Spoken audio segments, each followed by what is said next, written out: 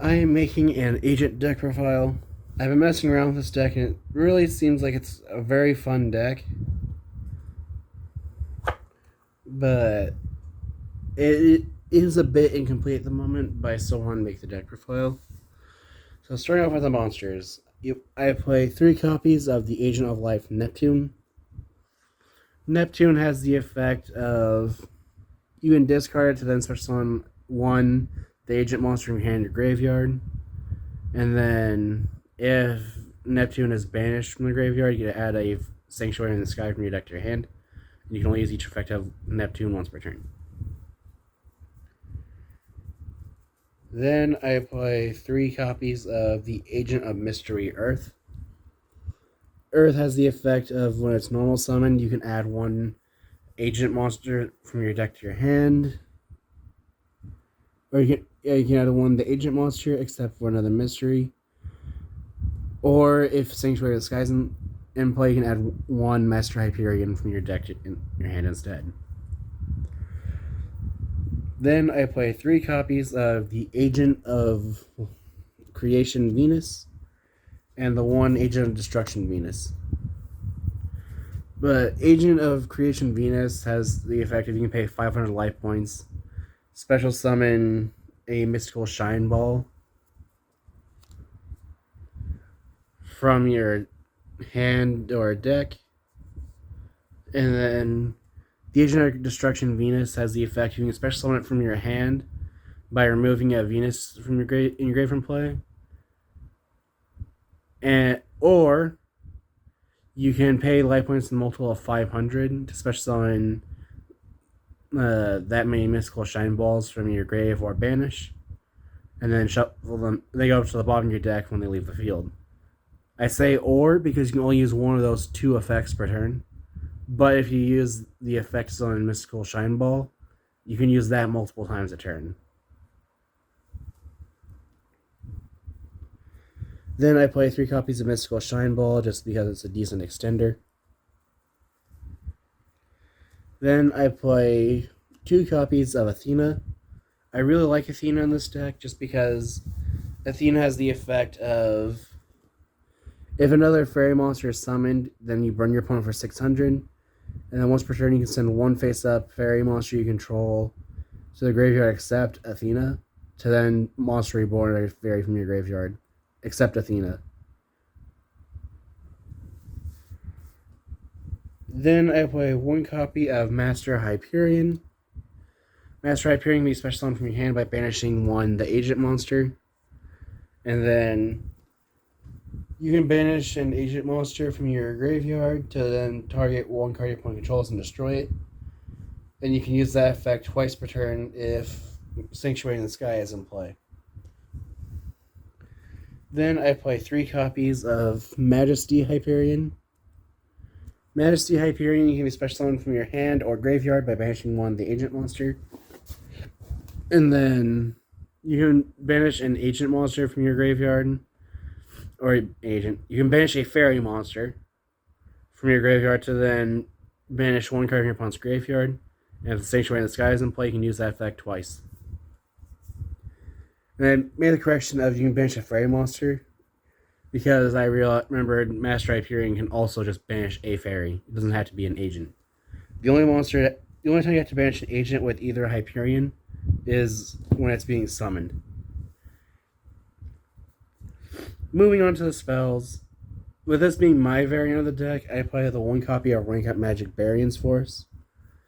If you don't want to play 2 of the extra monsters in this deck, then just replace this with Monster Reborn, Foolish Burial, or Caught by the Grave.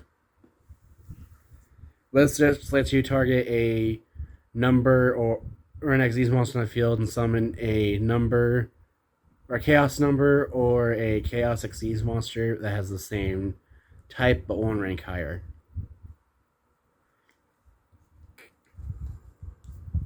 Then I play 2 copies of Valhalla, Hall of the Fallen. This card just lets you special summon a fairy from your hand if you control no monsters. I play 2 copies of Sanctuary in the Sky. This just makes it so that you don't take any battle damage from battles involving your fairy monsters. I play 2 copies of The Chorus in the Sky. This lets you pay. This one you pay 1,000 life points, then target a fairy monster in your graveyard, add to your hand, and then if the Sanctuary of Sky is in play, you can add a banished. You can add one banished. One of your banished Sanctuary in the Sky. Okay, I have. It's been a while since the last rose card. But while Sanctuary in the Sky is in play, you can add one of your banished Sanctuary in the Sky, or a monster that mentions Sanctuary in the Sky, such as your Agent of Life Neptune that you've banished to summon Majesty, which searched for the Sanctuary in the Sky. Then I play 3 copies of Sacred Waters in the Sky. I would play 3, but for now I only have 2, so I'm proxying for the last one. But Sacred Waters in the Sky has the effect you can activate a Sanctuary in the Sky directly from your deck, or you can add a monster that mentions Sanctuary in the Sky from your deck to your hand. So I typically use this to search for either Agent of Life Neptune or Agent of Mystery Earth, whichever one I don't have in hand. Because normally I want to see this with one of those two, because then I'll add the other one, Normal Earth, Search of Venus, use Life, Summon Venus, pay 1,500, summon 3 balls, and then proceed from there. And then you can only activate 1 Sacred Waters in the Sky per turn. Moving on to the traps, I play 2 copies of Fallen Sanctuary. Fallen Sanctuary has the effect of it is always treated as a excuse me. The Fallen Sanctuary has the effect it's always treated as a, or when it's activated, you can set 1 Sanctuary in the sky or 1 spell trap that mentions it directly from your deck. It's always treated as Sanctuary in the Sky while on the field, face up on the field or in your graveyard. And then once per turn, you can banish a fairy monster from your graveyard to then target 1 effect monster your opponent controls and negates effects. Then I play 3 copies of Divine Punishment. Divine Punishment has the effect of when your opponent activates a spell, trap, or monster effect while Sanctuary of the Sky is in play, you can negate that effect and destroy that card. Then I play 3 copies of Solemn Judgment. Just pay half your life points to negate your opponent's summoning a monster or the activation of a spell or trap. And then to finish off the deck, I play 3 copies of Ice Dragon's Prison. This just lets you target 1 monster your opponent's grave, summon to your field with its effects negated, and then you can banish 1 monster that from each field that has the same type. I love it. I main this card with this deck because Destroyer Phoenix Forcer is everywhere. And it's just a decent out to it. Activate its effect, chain this, banish the Dasher and Phoenix Enforcer. Now the Celestial in the grave is useless.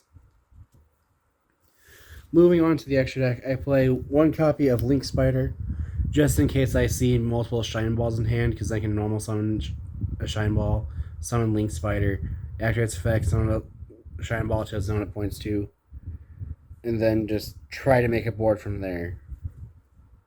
Or I can use this to try to make a board after being Nibiru'd. Then I play 1 copy of Crystron Halqifibrax. You can use it to special summon an Earth, which is a tuner, or you can special summon Venus, just so you can do synchro plays. And then you can banish, during your opponent's turn, you can banish it to special summon a synchro tuner in your extra deck. Then I play 2 copies of the Protector of the Agent's Moon. This card has the effect of when it's Link Summon, you can Foolish a Fairy.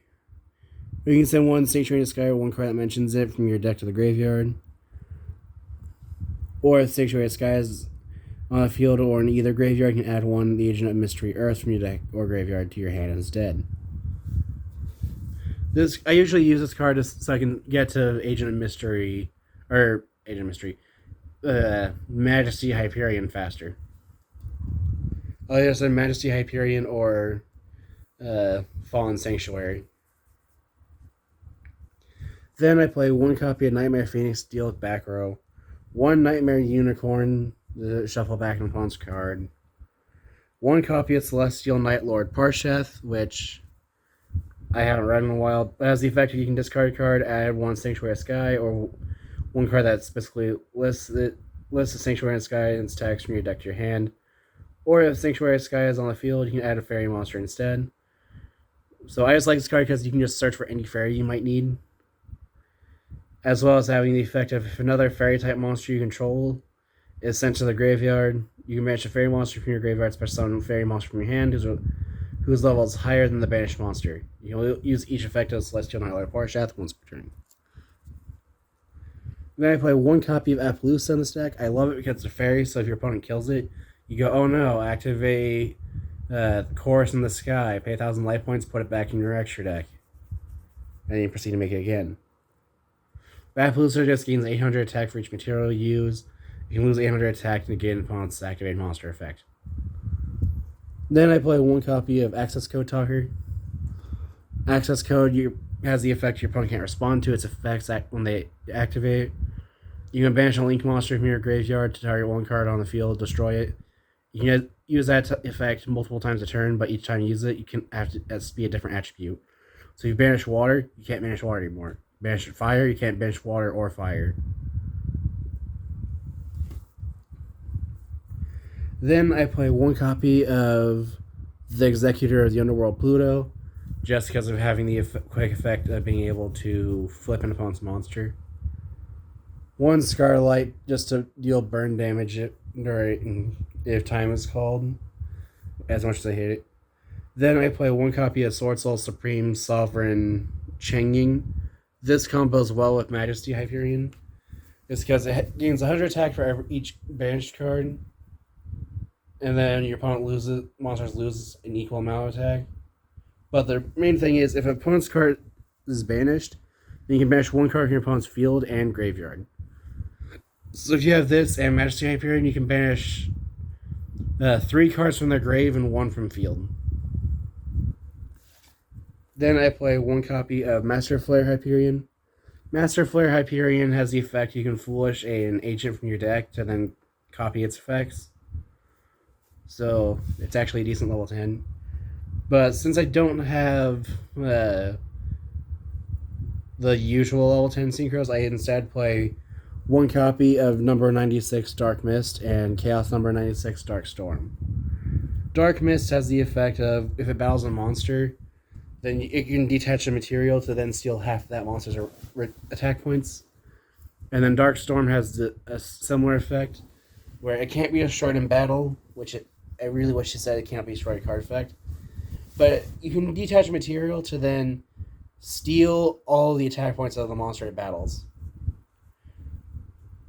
So I like Dark Storm in this deck, but it can only be summoned by using rank up Magic Variance Force, targeting the number 96 Dark Mist. And I just wanted to put a deck that can play Dark Mist. So, there's that. Anyway, that's it for my agent deck profile. If you have any ideas what I can do to improve the deck, any decks like to see me make in the future, or decks like to see face each other, feel free to comment those below. Thanks for watching.